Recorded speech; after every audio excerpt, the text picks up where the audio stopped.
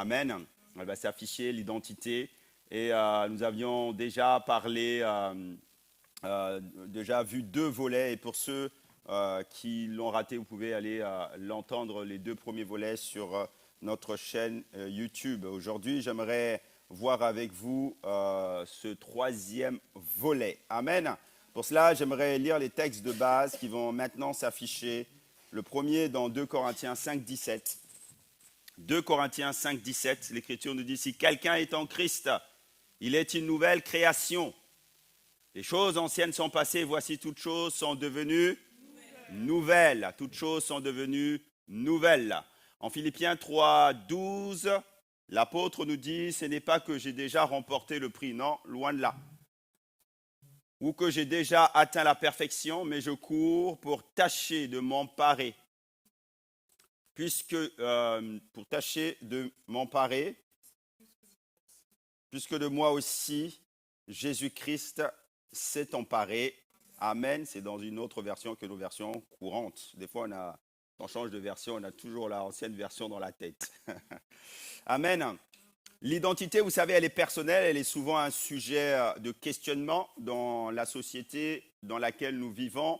Et la société, je le disais les dernières fois, apporte plusieurs réponses à l'identité. Elle nous propose une identité qui est sociale, qui est professionnelle, une identité qui est culturelle, émotionnelle et aujourd'hui une identité numérique. Mais toutes ces identités-là ne répondent pas à la quête qu'il y a en nous. C'est pour ça que nous avons vu ensemble que par défaut, l'homme naît avec l'identité adamique. Il naît avec cette identité adamique, donc il est important ensuite pour lui d'aller découvrir le Dieu de toute éternité. Amen. On a vu ensemble, deuxièmement, qu'en Christ, nous recevons une nouvelle identité. Lorsque 2 Corinthiens 5, 17 nous parle de cette nouvelle identité, c'est celle-là, c'est que Christ vient faire quelque chose de nouveau en nous. Amen.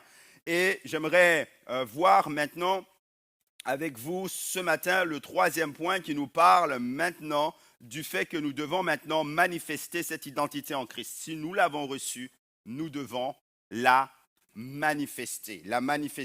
Manifester notre identité en Christ ne dépend pas, comment pourrais-je dire, des performances spirituelles. Ce n'est pas parce que toi tu es plus spirituel que d'autres, que l'autre, que ton voisin, que tu vas manifester cette identité en Christ. Non. La manifestation de notre identité, c'est un processus biblique qui est ordonné par Dieu, ce matin et qui commence par une révélation intérieure. Elle va commencer par cette révélation intérieure qui va se déployer progressivement dans une expansion, dans une visibilité qui nous sera propre. Autrement dit, mes frères et sœurs, et c'est important et je l'ai noté, que nous ne manifestons pas ce que l'on ignore. Nous ne pouvons pas manifester ce que nous ignorons, d'où la révélation. Ça veut dire que si tu ne sais pas qui tu es, tu ne peux pas le manifester. Si tu ne sais pas que tu es fils, tu ne peux pas le manifester. Et beaucoup d'exemples dans la nature, comme d'un point de vue spirituel, nous montrent cela. On ne peut pas marcher durablement dans ce qui n'est pas d'abord révélé. Parce qu'à un moment donné, par défaut, tu vas t'écrouler ou il va y avoir une crise. Mon peuple périt, faute de quoi? Faute de connaissance. Parce qu'il lui manque cette révélation qui lui dit qui tu es. Il lui manque cette révélation qui peut faire asseoir en lui certaines choses. Je partage avec vous 4 points ce matin. Mon premier point est celui-ci, c'est que la révélation précède toujours la manifestation. La révélation précède toujours la manifestation. Oui, nous sommes en train de dire que le fait de savoir qui tu es va t'emmener à manifester. Par conséquent, si tu ne sais pas qui tu es, tu ne pourras pas manifester. La révélation précède toujours la manifestation. Et la révélation, c'est d'abord saisir ce que Dieu dit de moi. Qu'est-ce que Dieu dit de toi? Qu'est-ce que Dieu dit de toi? Et nous avons écrit ensemble que dans la Bible, la révélation en grec, c'est apocalypsis, qui signifie révélation. C'est le dévoilement spirituel qui ôte ce qui est caché. D'où le mot aussi que nous voyons dans l'écriture, apocalypse signifie révélation. Ça veut dire que Dieu ôte le voile sur ce qui est caché, sur ce qui est caché. Est-ce que tu sais que Dieu, non seulement te connaît, mais qu'il y a des projets de paix pour toi? Ces projets-là, en réalité, ils sont cachés à tes yeux, mais elles sont révélées dès lors que tu t'approches de lui. Alléluia. Parce que Dieu ôte le voile sur ce qui était caché. Autrefois, nous ne voyions point. Autrefois, nous étions aveugles, notre esprit était mort. Mais alors que nous nous touchons Dieu, nous nous approchons de lui, la révélation paraît et ce qui avait été déjà ordonné par Dieu de toute éternité est dévoilé. Alléluia, à nos yeux. Et nous savons désormais ce que nous sommes en Christ, ce que nous faisons et ce à quoi nous sommes appelés. Alléluia. Le Dieu de notre Seigneur Jésus-Christ vous donne un esprit de sagesse et de révélation dans sa connaissance. Et c'est ce que je prie pour chacun ce matin. Amen. Amen. Donc, la révélation, c'est le moment où Dieu fait passer une vérité. Lorsque Dieu apporte une révélation dans nos cœurs, c'est le moment où il fait passer une vérité de l'extérieur vers l'intérieur. C'est le moment où Dieu fait passer une vérité de la lettre vers l'esprit, parce que la lettre tue, mais l'esprit, tu commences à comprendre les Écritures comme tu dois les comprendre. Pourquoi? Parce que tu es maintenant une nouvelle création. La révélation, c'est le moment où Dieu fait passer une vérité de la connaissance vers la conviction profonde. Tu peux avoir une connaissance intellectuelle, académique des choses, mais il faut que cette connaissance, cette révélation que Dieu va te donner soit profonde et qu'elle s'installe dans une conviction. Tu es sûr que désormais, tu es fils de Dieu, fille de Dieu. Et qu'en tant que fils et fille de Dieu, tu dois marcher selon cette identité-là. Pas seulement dans la connaissance, mais désormais dans la conviction profonde qui est en toi. Alléluia. Beaucoup de croyants savent qu'ils sont enfants de Dieu. Vous êtes d'accord avec moi? Mais peu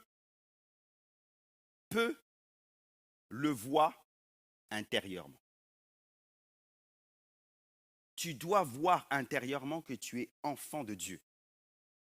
Et tant que ton identité, elle reste théorique, elle ne produit pas de transformation pratique. Tant que cette identité, elle reste dans une connaissance intellectuelle, elle ne va pas produire une transformation pratique et elle ne va pas impacter ta vie et l'extérieur de ta vie.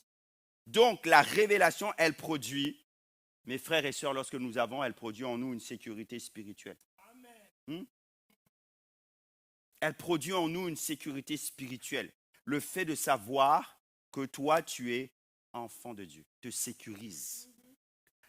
L'insécurité, vous savez, c'est souvent le fruit d'une identité non révélée.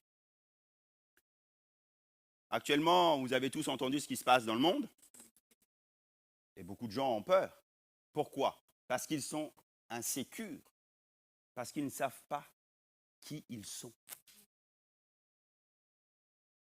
Lorsque tu es enfant de Dieu, tu as cette identité en Christ, même si la tempête se lève, même si le vent souffle, il y a la paix de Dieu qui est en toi, parce que ton identité, elle te donne cette sécurité-là en Christ.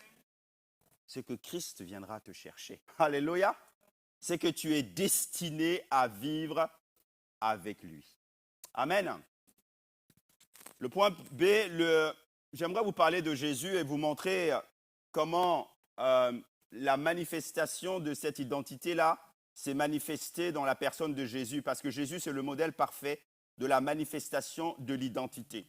Jésus, vous savez, est pleinement Dieu, il est pleinement homme, mais il entre, lorsque vous regardez le texte biblique, les Écritures, les Évangiles, il n'entre dans la manifestation publique de son ministère terrestre qu'après la révélation explicite de son identité qui est donnée par son Père.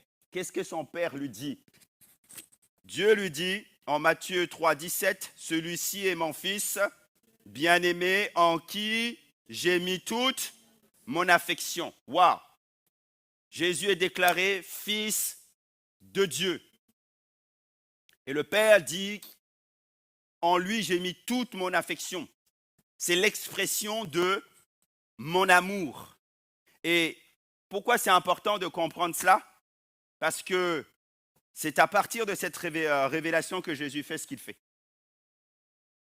C'est à partir de cette révélation que la manifestation visible du Fils de Dieu se manifeste.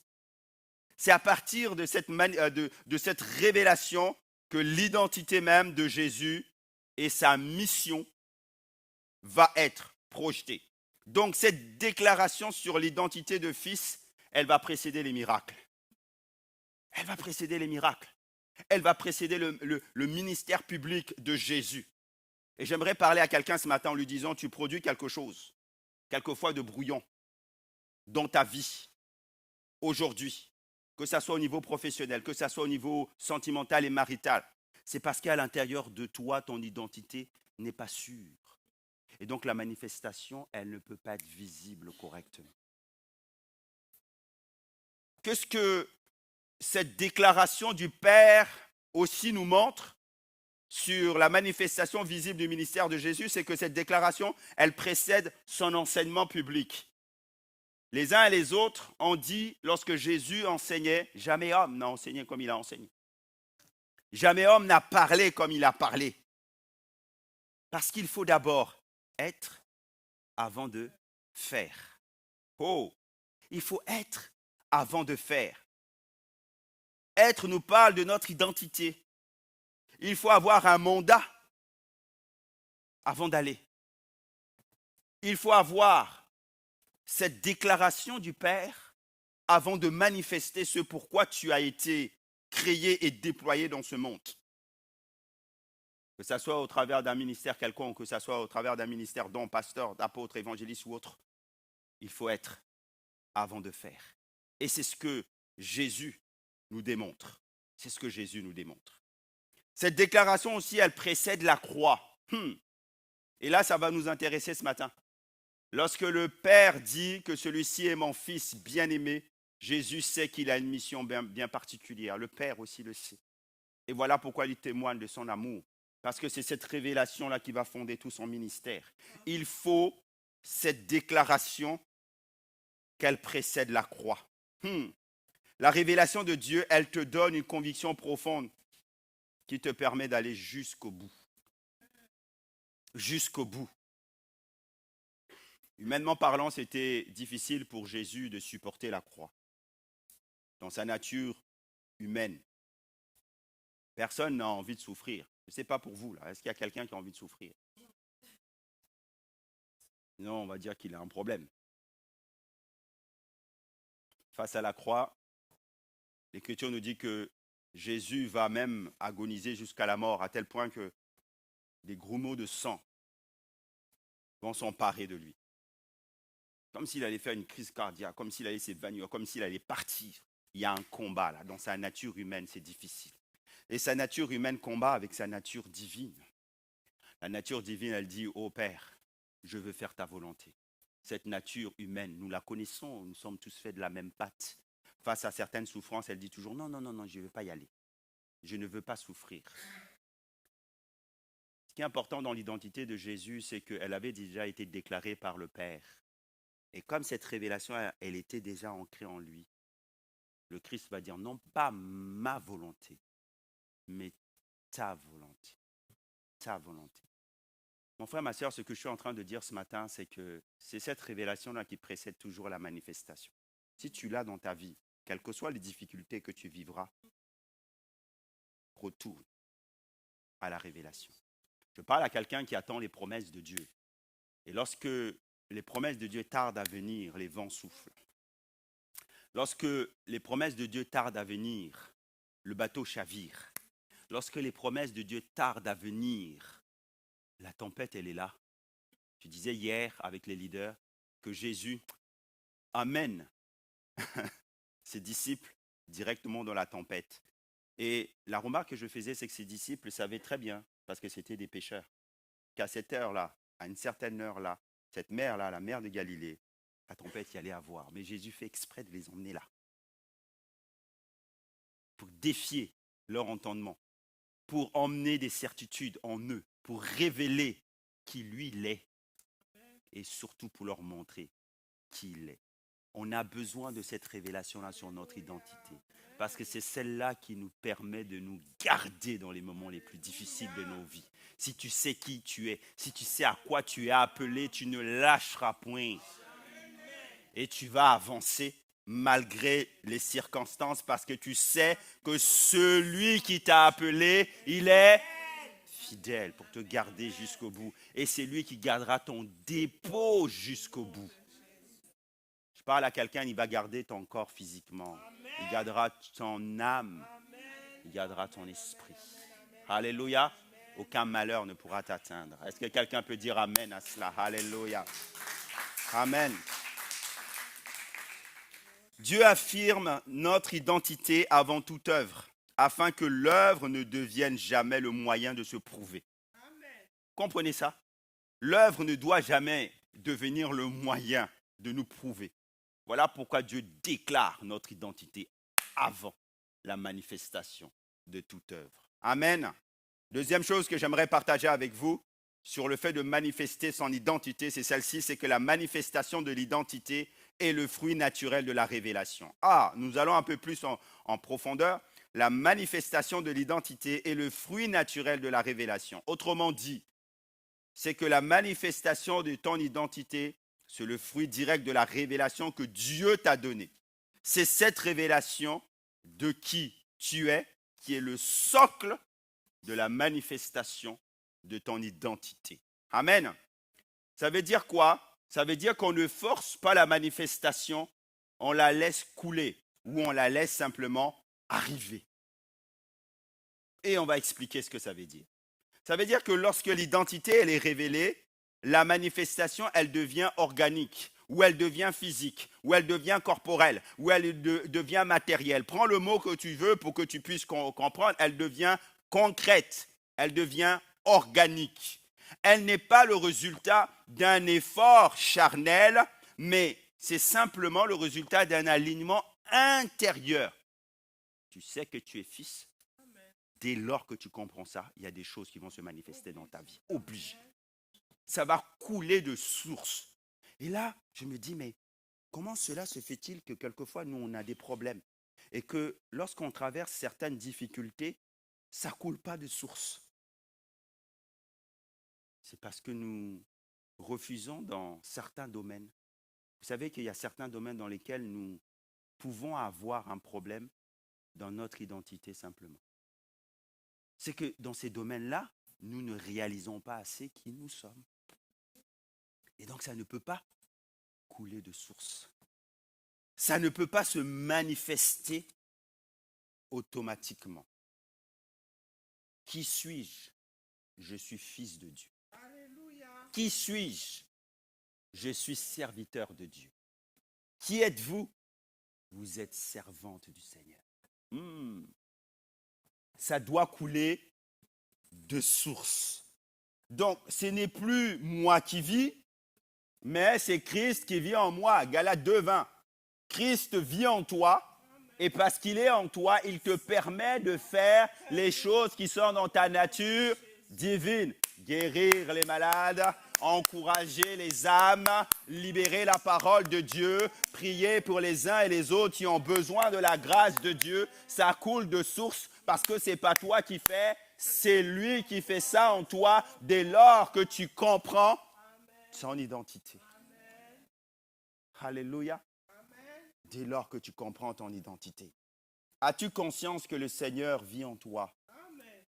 Réalises-tu que le livre des Actes des Apôtres, vous connaissez, n'est pas terminé?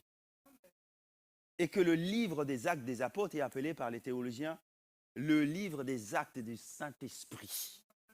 Et les Actes du Saint-Esprit continuent avec nous aujourd'hui, l'Église. Est-ce que tu sais ça? Que Dieu a une histoire à écrire avec toi.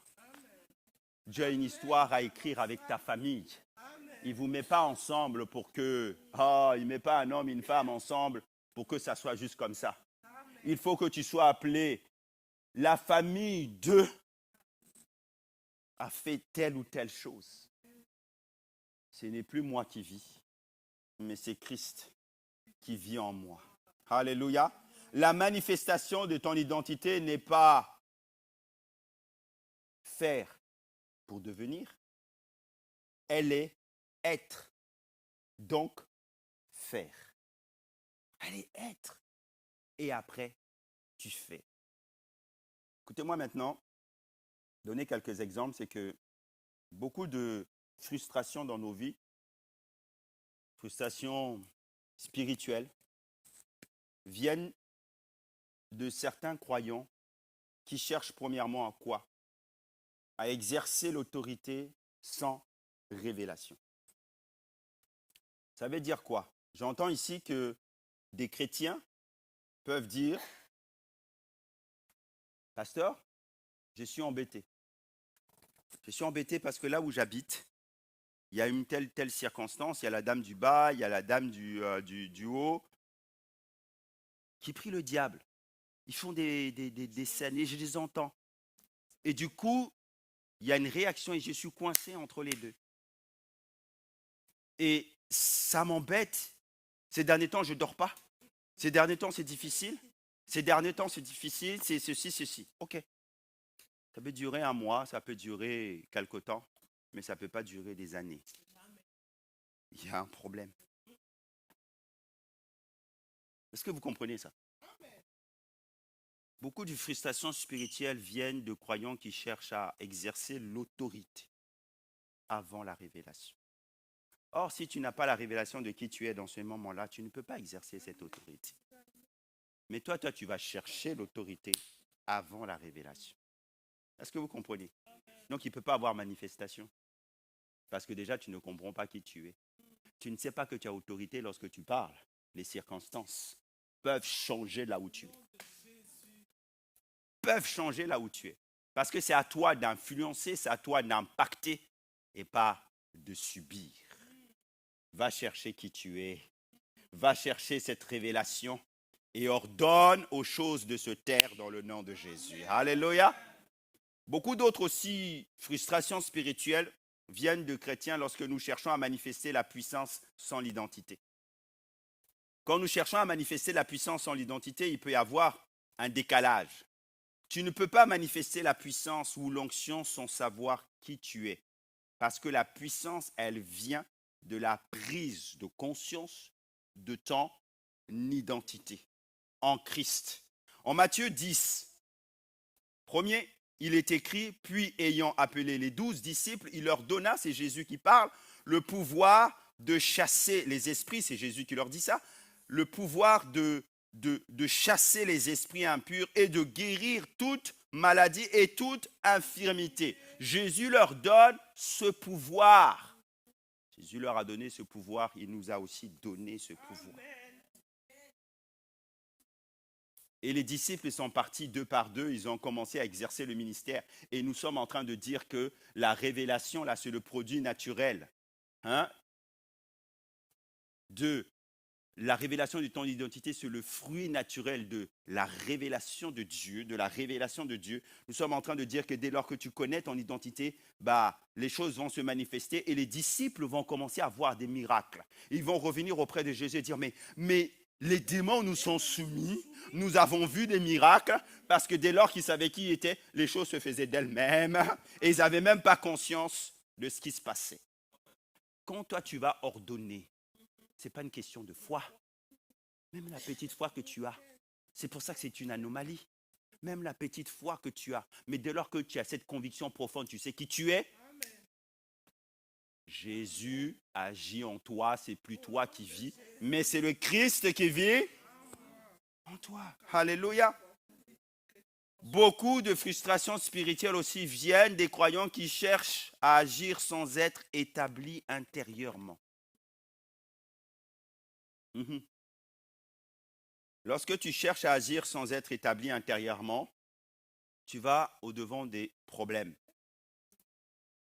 Vous savez que dans le royaume, écoutez-moi bien, et je donne une révélation à quelqu'un, dans le royaume, ce qui est important, c'est quoi? C'est la foi, la certitude et la confiance. Parce qu'en face de toi, les entités qui s'opposent à toi, eux, ils n'entendent que ça, la parole de Dieu. Si tu as la foi, la certitude et la confiance, ça suffit. Tu n'as pas besoin d'une...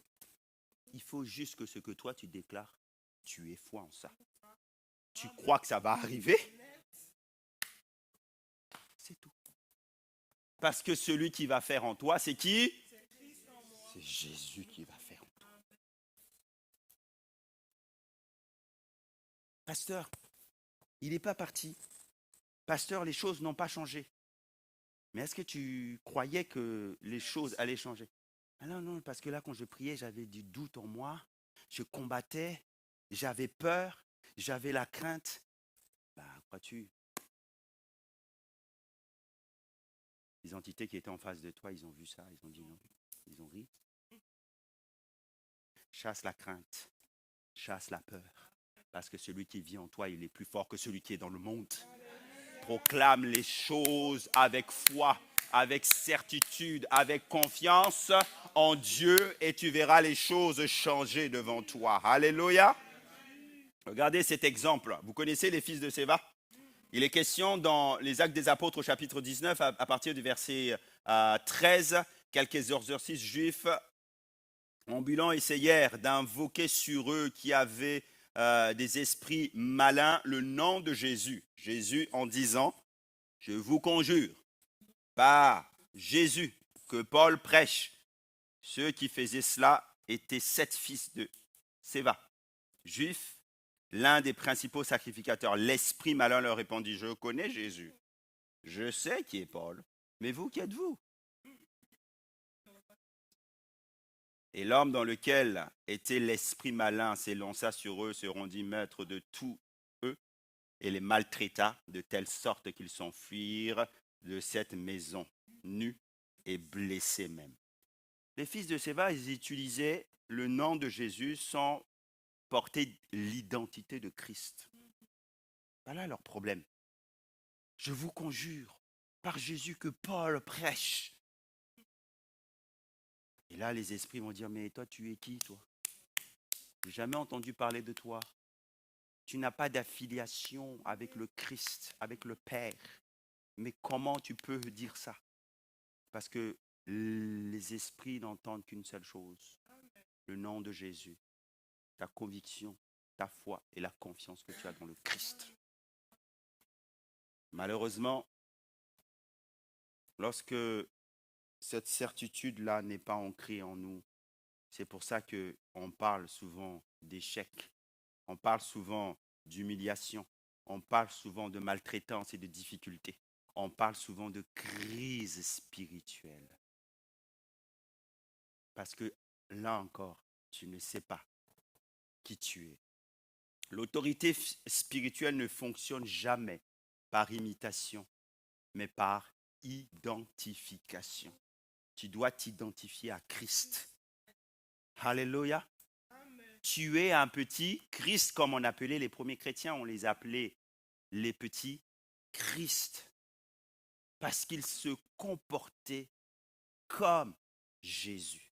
Le disciple accompli sera comme son maître. Il sera comme son maître. Alléluia. C'est Kenneth Hagin qui disait, la foi commence quand on sait qui l'on est en Christ. Quand tu sais qui tu es en Christ, c'est là où ta foi commence. Et qu'est-ce que nous avons dit devant les circonstances? Si tu as la foi, tu as la certitude et la confiance, ça suffit pour vaincre le combat de Dieu. Parce que là, à ce moment-là, tu réalises qui tu es dans le nom de Jésus. Amen. Troisième chose que j'aimerais partager avec vous, c'est celle-ci, c'est que la manifestation de notre identité, c'est un processus de maturation. Dis avec moi, maturation. Notre identité, en réalité, elle est un processus de maturation et j'aimerais vous le faire comprendre. La première chose qu'on voit, c'est que l'expression de la manifestation de l'identité, elle est progressive. Elle est progressive. Même avec une révélation authentique, l'expression totale de notre identité, elle demande du temps. Nous parlons ici de la pleine manifestation de notre identité. Nous ne parlons pas du fait qu'à un moment donné, tu vas saisir cela. Nous parlons de cette manifestation comme Jésus publique. Cette manifestation publique, elle est progressive. Elle est progressive. Mais seulement le fait que tu saches qui tu es à un moment donné fait déjà qu'il y a des choses qui vont se découler. Mais la pleine manifestation, elle sera progressive en fonction de ta compréhension. Progressive en fonction de ta compréhension. La Bible, elle parle de croissance, vous savez, dans Éphésiens 4, 13, elle dit jusqu'à ce que nous soyons tous parvenus à l'état d'homme fait, à la stature parfaite de Christ. Éphésiens 4, 13. Et la Bible dit cela en parlant de la croissance que nous devons avoir dans la croissance de la nouvelle création que nous sommes. Et elle sous-entend que la révélation de notre identité n'est pas maturité immédiate. Est-ce que vous comprenez ce que je suis en train de vous dire? Que la révélation de ton identité, là, elle n'est pas maturité immédiate tout de suite. Il y a des choses qui vont se manifester parce que Christ vit en toi, on l'a vu. Mais la pleine manifestation, elle sera progressive en fonction de l'espace que tu laisseras au Saint-Esprit dans ta vie, en fonction de ta guidance et de ta soumission au Saint-Esprit. En fonction aussi de quoi? De ta faim et de ta soif en Dieu.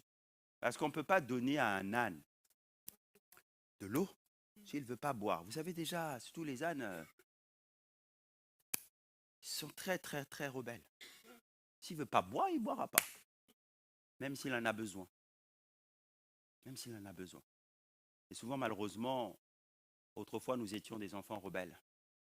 Et cette nature-là de rébellion-là, elle est là, souvent en nous, elle refait surface dans notre vieille nature. Elle refait surface. Et quelquefois, elle empêche, elle arrête ou elle brise le processus de transformation de Dieu. Processus de transformation de Dieu. Pour que tu manifestes pleinement ton identité. Et quelquefois, c'est retardé. Parce qu'il y a des incompréhensions qui viennent à un moment donné sur ta route. Il y a des choses qui te bousculent. Il y a des forteresses qui sont dans ton esprit. Il y a des éléments qui sont là et que l'ennemi, des fois, amorce et met sur notre chemin et qui peuvent nous empêcher à un moment donné de manifester pleinement. Mais la révélation de notre identité, elle est égale à une direction bien claire dans laquelle Dieu veut t'emmener progressivement. Pierre savait, écoutez-moi maintenant, comment vous l'illustrez, Pierre, l'apôtre Pierre, savait qu'il s'appelait Pierre.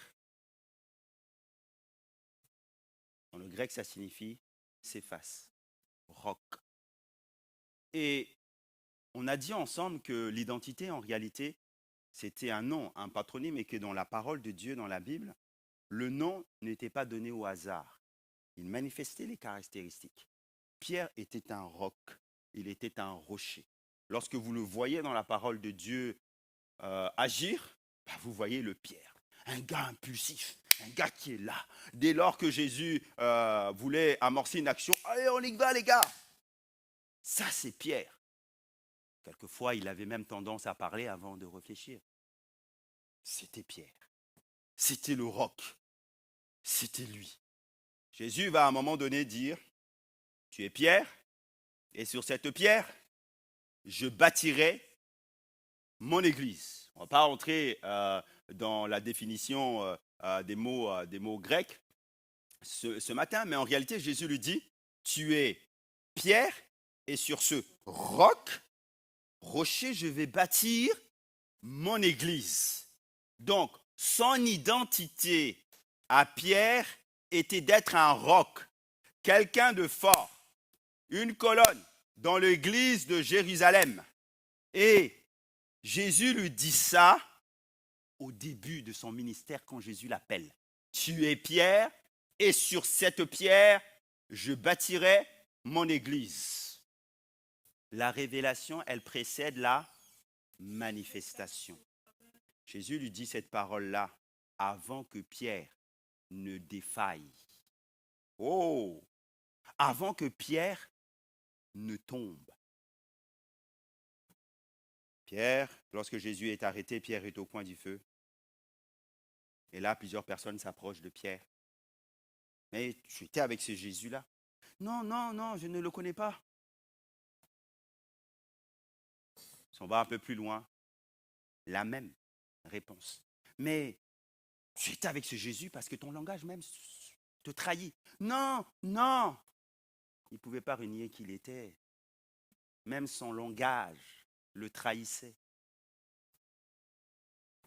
Et là encore, Pierre va renier à 3 fois le maître. Mais lorsque Jésus va rencontrer Pierre, vous vous souvenez de ce que Jésus va lui dire? Pierre, à 3 reprises, m'aimes-tu? Jésus lui parle de restauration. Jésus lui parle de le relever. Et Jésus lui donne encore cette parole. Quand tu seras revenu, tu affermiras tes frères. Quand tu seras revenu.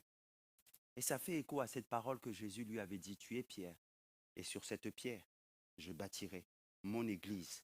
Quand tu seras revenu, tu affermiras tes frères. La révélation, elle précède la manifestation. Elle précède la manifestation. Et on voit que l'identité de Pierre, elle est progressive. Au départ, lorsque Jésus lui dit cette parole-là, tu es Pierre, et sur cette pierre, je bâtis mon église, je ne sais pas si Pierre avait compris. Mais au coin du feu, lorsqu'il le renie 3 fois, il réalise qu'il a manqué à quelque chose. Et quand Jésus lui adresse maintenant cette parole de relèvement, quand tu seras revenu, maintenant tu affermiras mes frères. Et Pierre va être une colonne dans l'église de Jérusalem. Le roc, rocher, l'homme fort, amen, qui va bénir les frères. Que quelqu'un dise amen à cela. Et que le Seigneur continue d'agir au milieu de nous, parce qu'il est le Dieu de la restauration. Il est le Dieu qui nous emmène dans notre identité. Ne laisse pas quelqu'un de l'extérieur ou toute autre personne te dire ce que toi tu n'es pas.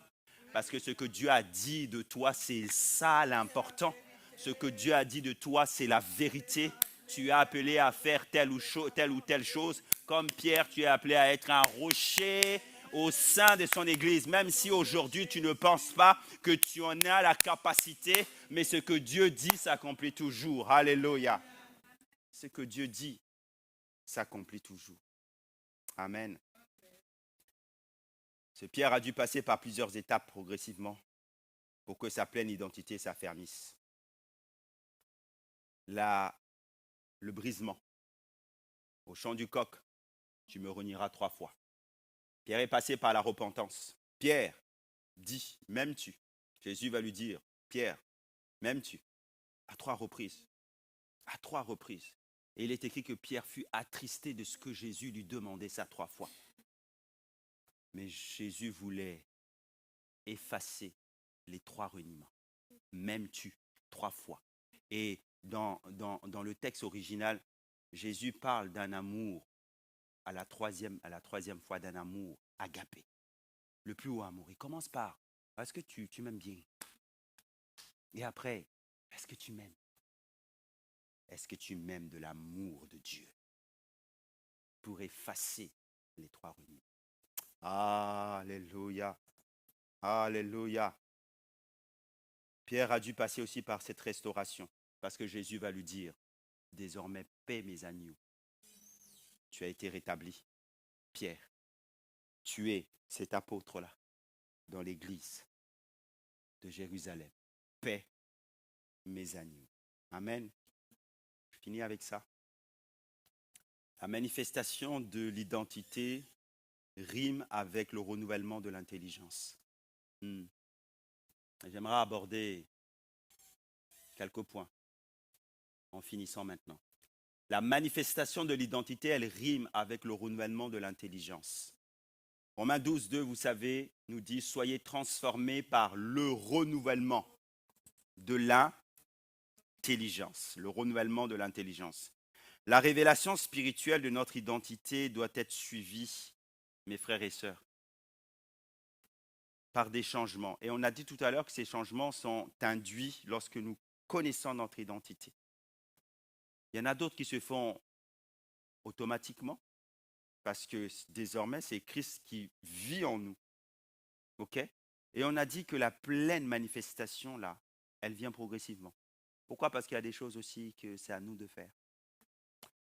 Et là, cette manifestation d'identité, elle rime avec le renouvellement de notre intelligence. Vous savez que dans notre intelligence, nous combattons souvent avec des forteresses. Nous combattons souvent avec des schémas de pensée hérités de la vieille nature. Nous combattons souvent avec des actions même que nous posons qui sont contraires à son esprit. Là où je veux en venir, c'est que la révélation spirituelle de notre identité, elle est suivie par un changement de notre langage. Avant, tu parlais le langage. Avant de parler mal, tu parlais un langage qui n'était pas le langage de la foi. Tu parlais un langage incrédule. Tu étais rempli d'incrédulité. Tu n'avais pas conscience de l'existence même de Dieu. Tu n'avais pas conscience que les choses qui ne sont pas pouvaient venir à l'existence. Tu ne parlais pas du tout le langage de la foi. La prise en compte de ton identité t'emmène à parler le langage de la foi. Tu prends conscience que s'il y a là un manque en obéissant au principe même de Dieu, les choses peuvent venir. Tu prends conscience que tu peux exercer ta foi et obtenir. Et tu prends conscience que ce n'est pas une quantité de foi qu'il te faut. Parce que si tu as la foi comme un grain de sénévé, tu peux dire à cette montagne, ôte-toi de là, et la montagne exécute. Il y a une transformation au niveau de ton langage. Et ce langage aussi tranche aussi avec le fait que ton langage va devenir maintenant non seulement le langage de la foi, mais aussi un langage spirituel. Autrefois, peut-être ton langage, c'était un langage grossier. Et ta bouche, il y avait toutes sortes de mots qui sortaient de ta bouche. Maintenant, aujourd'hui, tu parles le langage de la foi, tu parles un langage d'exhortation, tu parles un langage spirituel. Tu parles un langage qui va exhorter. Pourquoi? Parce que ta bouche a été purifiée de certaines conversations. À ton boulot, lorsque certains ne parlent que de conversations sexuelles, d'ordre de sexe, toi, ta bouche à toi, elle proclame la grâce de Dieu et elle sait faire taire ces situations. Ton langage dans l'église change parce que désormais, tu deviens le fils ou la fille d'exhortation. Tu n'es pas là pour colporter. Tu n'es pas là pour rajouter, mettre l'huile sur le feu. Tu es là pour garder ce que ton frère et ta sœur te partagent. Et tu n'es pas là pour diviser. Ton langage change. Les ragots, loin. Les jugements, loin parce que tu comprends que l'Écriture nous dit ne jugez pas afin que vous ne soyez pas vous-même jugés. La manifestation de ton identité rime aussi avec ce renouvellement de l'intelligence qui va aussi impacter tes décisions, mes frères et sœurs. Tu décides de changer de look. J'ai vu dans mon ministère, alors que les uns et les autres, lorsque j'ai commencé mon ministère, l'un des départements qu'on m'a donné à prendre en charge, c'est celui de la formation des baptisés. J'aime ça. C'est en moi. J'aime baptiser, j'aime former. Et souvent, ce qui est remarquable lorsque les gens s'approchent de Dieu, ils viennent comme ils sont. Et je me souviens de ces jeunes qui étaient dans toutes sortes de choses, dans des endroits morbides. Comment on appelle ça déjà? Les goutticles, tous ces choses. Elle était habillée de la tête aux pieds, tout était noir. Elle a accepté le Christ. Ok? Vous savez, lorsque le cœur change, Même l'extérieur change. On l'a vu venir à l'église maintenant complètement transformé, complètement changé. Il n'y avait plus les peintures noires sur son visage et les signes bizarres. Elle a gardé les chaussures noires quand même. Mais elle a commencé à changer les autres choses. Est-ce qu'on verra? Non, pas du tout. Le Saint-Esprit a renouvelé son intelligence. Alléluia. Ton look change. Ta manière aussi de marcher change. Autrefois, tu marchais dans les ténèbres. Aujourd'hui, tu marches dans la lumière. Et ça veut dire vraiment ce que ça veut dire. Amen. Quand tu marches dans les ténèbres, en fait, tu es comme le Satan qui est menteur. Tu caches les choses. Tu aimes le mensonge. Tu habites dans ce genre de choses. Non, désormais, tu parles. La lumière. Tu es loin des mensonges. Quand ton identité aussi est transformée, elle rime aussi avec le renouvellement de l'intelligence qui va impacter aussi quoi? Qui va impacter et qui va emmener maintenant des nouveaux réflexes spirituels dans ta vie. Quand je parle de nouveaux réflexes spirituels, je parle de ceci, mes frères et sœurs. Je parle du fait que quand tu vas rencontrer maintenant une difficulté, il y a quelque chose qui va se manifester automatiquement dans ta vie. Bam!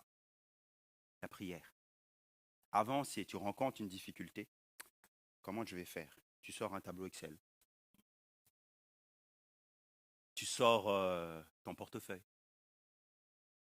Tu commences à calculer avec ton téléphone. Aujourd'hui, la première chose que tu vas faire, c'est que tu vas commencer à t'agenouiller devant le Seigneur et tu vas commencer à prier. En fait, c'est au lieu que la crainte s'empare de toi, tu vas avoir un réflexe divin. Et ce réflexe-là, en fait, il est déjà dans ta nature. Il est dans ton identité.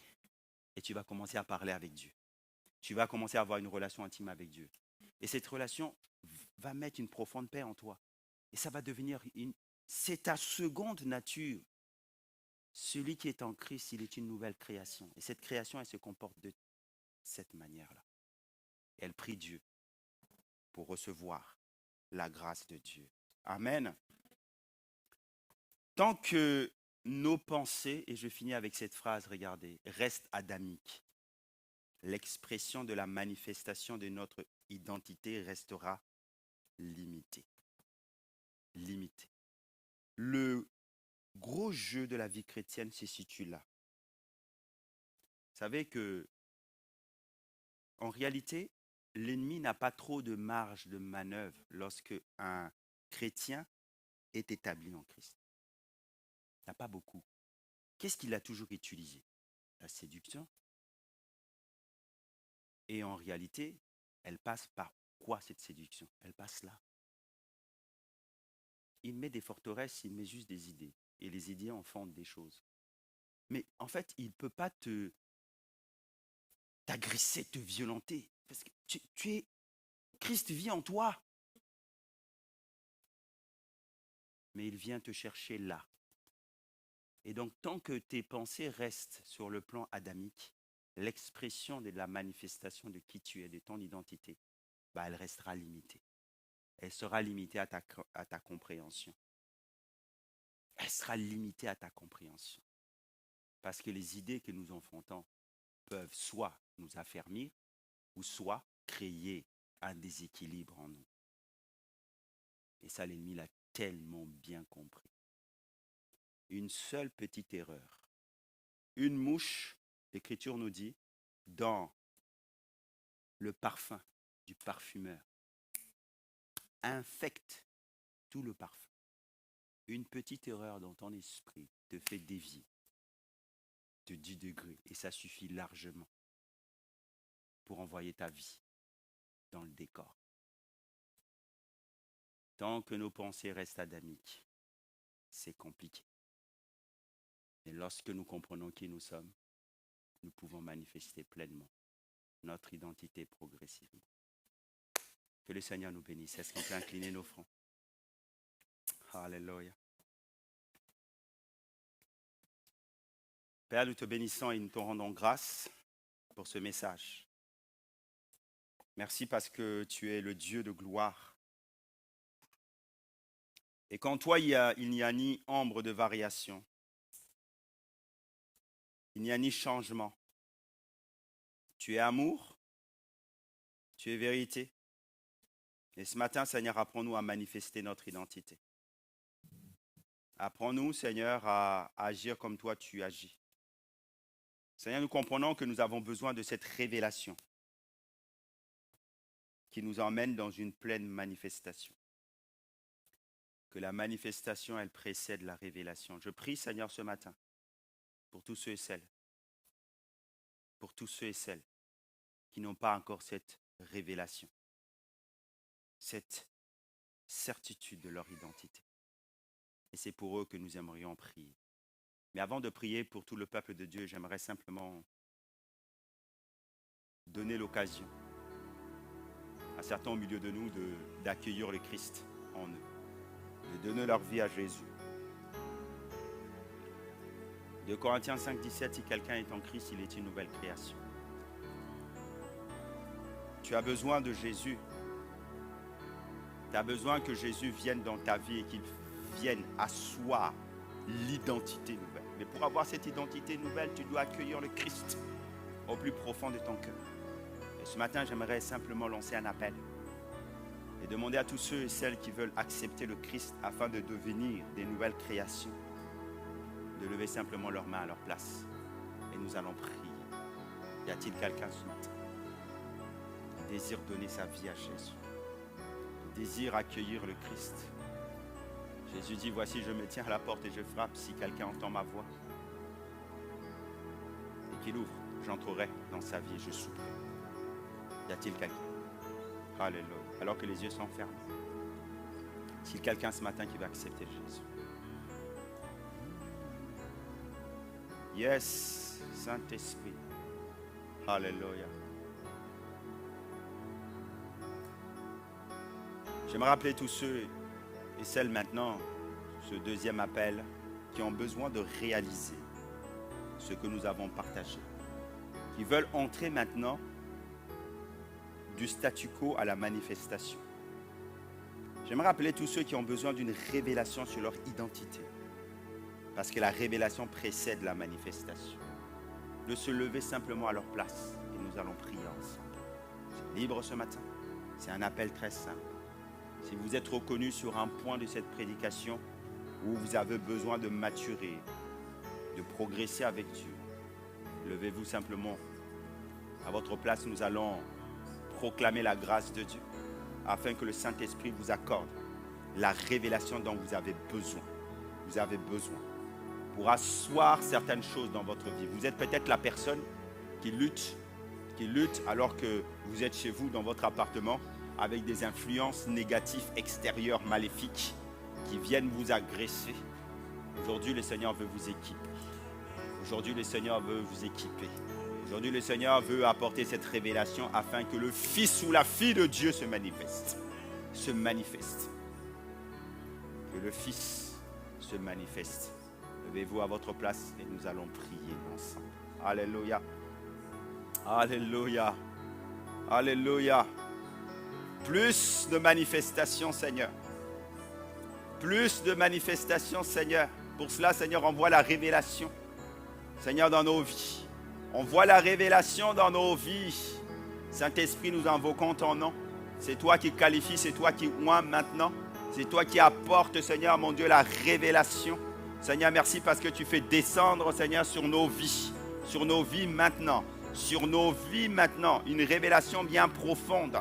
Je prie, Seigneur, pour mes frères et sœurs qui se lèvent, qui prennent maintenant position, afin que l'identité, Seigneur, mon Dieu, de Christ, Seigneur, s'imprime en eux et en elles. Mais que vraiment cette révélation, Seigneur, de qui ils sont, précède leur manifestation. Je vois des hommes et des femmes maintenant, Seigneur, ordonnés. Je vois des femmes et des hommes, Seigneur, marcher maintenant dans la certitude de la foi, avec une foi ferme et une confiance en Dieu. Je vois, ô Dieu de gloire, des hommes et des femmes entrer, Seigneur, mon Dieu, dans les chemins, les voies que toi tu as tracées et accomplir les miracles dans le nom de Jésus-Christ de Nazareth. Je vois, Seigneur, des hommes et des femmes qui sont libérés de leur passé parce que désormais, Seigneur, ils savent qui ils sont parce que tu as déclaré des choses en eux. Seigneur, je déclare qu'il y a ici des pierres qui deviennent des colonnes dans l'église de Jésus-Christ. Il y a ici, Seigneur mon Dieu, des pierrettes qui prennent place dans le nom de Jésus-Christ, Seigneur, au milieu de l'église et qui vont affermir leurs frères. Il y a ici, Seigneur, des hommes et des femmes, des jeunes gens, Seigneur, que tu emploies pour ton œuvre parce qu'ils ont été débarrassés de ce qui les empêchait d'éclore. Parce que la révélation vient mettre la lumière sur ce qui avait été caché. Je brise les forteresses dans le nom de Jésus. Merci Seigneur parce que l'esprit qui avait été pollué au nom de Jésus est maintenant rafraîchi. Et maintenant rafraîchi. Le renouvellement de l'intelligence se produit. Maintenant, tu rends libres les opprimés dans le nom puissant du Seigneur Jésus. Ainsi nous avons prié. Est-ce que nous pouvons acclamer le Seigneur? Yes. Yes. Yes. Alléluia. Merci Seigneur.